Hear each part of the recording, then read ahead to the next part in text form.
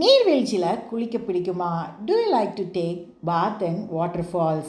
அப்போ நான் மூணார் கிட்ட இருக்கிற லக்கம் நீர்வீழ்ச்சிக்கு கண்டிப்பாக நீங்கள் போகணும். Then you have to go to Lakkom Waterfalls that is near Munnar. சுற்றிலும் வாகை மரங்களால் சூழ்ந்து இடம் ரொம்பவே அழகாக இருந்தது.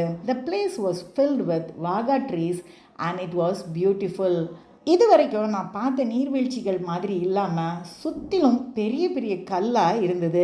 Not like the usual falls that I have seen. It was surrounded with boulders. நம்ம அந்த கல்லெல்லாம் தாண்டி தான் நீர்வீழ்ச்சி கிட்ட போக முடியும். We have to cross all those boulders to go near the falls. தண்ணி ரொம்ப தெளிவாக இருந்தது. குட்டி குட்டி மீன்களெல்லாம் நீந்திட்டு இருந்தது. The water was crystal clear, filled with tiny fish. ரொம்ப குளிரும் அப்படின்னு நினச்சி பயந்து தான் போனேன். ஆனால் உள்ளே இறங்க இறங்க குளிர் தெரியல. I was scared that it would be very cold, but as I started walking inside, I did not feel cold. அங்கே எப்படி போனேன்னா ரெண்டு கையையும் நான் கல் மேலே ஊனி தான் நடந்து போனேன். I could not walk straight, so I placed my hands also on the boulders and walked inside. 8லேருந்து 5 மணிக்குள்ளே அந்த நீர்வீழ்ச்சியை நம்ம போய் பார்த்துடணும். We have to visit the falls between 8 AM to 5 PM. உள்ளே போகிறதுக்கு 5 வயசுக்கு மேற்பட்டவங்களுக்கு 50 ரூபா வாங்குறாங்க.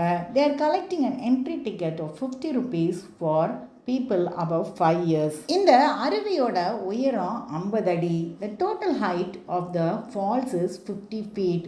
அது அப்படியே கீழே விழுந்து 13 கிலோமீட்டர் வரைக்கும் போய் பம்பார் அருவி கூட சேர்ந்து அப்படியே காவிரியில் போய் கலந்துருது. It rolls down to a distance of 13 kilometers, joining the Pamba river, then the Kaveri. அக்டோபர்லேருந்து மார்ச் மாதம் வரைக்கும் மழை பெய்யறதுனால இந்த அருவி நிறைஞ்சு வழியும்.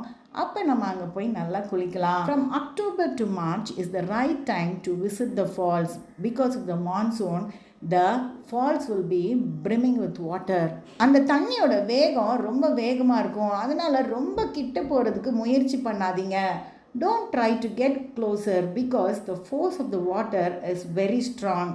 அட்டைப்பூச்சிகள் சூழ்ந்து இருக்கும். அதனால கவனமாக இருக்கணும். The place will be surrounded with leech, so you have to be careful. மூணார்லேருந்து Maraiyur வழியாக நம்ம போகும்போது இந்த அருவியை நம்ம அடையலாம். We have to take the Marayur road from Munnar to go to this falls. எர்விகுளம் பீடபூமியிலிருந்து தான் இந்த அருவி துவங்கி வருது. The falls originates from எர்விகுளம் plateau. இது வர்ற வழியில் பல அருவிகளாக கொட்டும். ஆனால் அங்கெல்லாம் நம்ம போக முடியாது.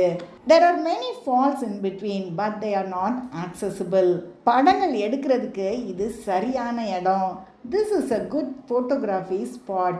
நம்ம குளிச்சுட்டு வெளியே சோர்வாக வரும்போது அங்கே நல்ல மீன் உணவு கிடைக்கும். When we are tired and come outside, we can get fish fry there.